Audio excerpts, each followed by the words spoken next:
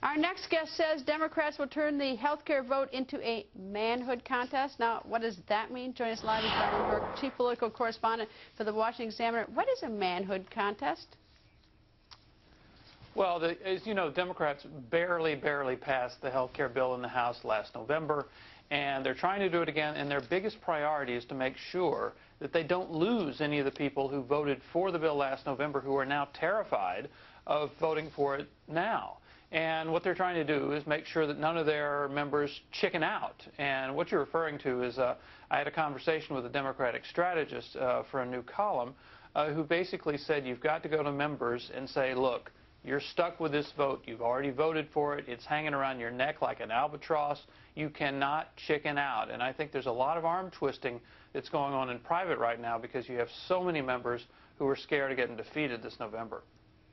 And is the answer not the members say, look, you know, that was November, early November when I voted. In the meantime, I'm home for Thanksgiving, I'm home for Christmas, went home every week, and I talked to my constituents, and they are going to vote me out of office so fast, my head is going to spin come November if I go your way. Go find a vote someplace else.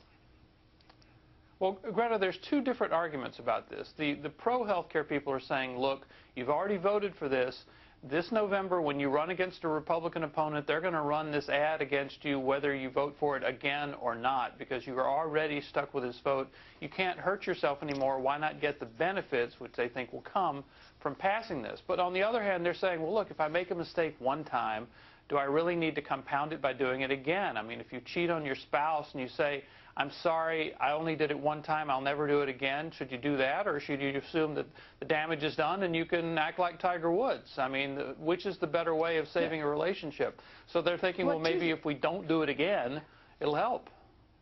Two things. One is there are about 39 people in that category who are, so I don't know what the numbers are. I mean, there just aren't that many ambassadorships that will be available after the election, so that's a drawback. I mean, unless they, you know, they want to get first in line once they get beaten at the polls so that they can get an ambassadorship. The second thing is it not a powerful ad to say, look, I voted for it, yes. I went home, I listened to you.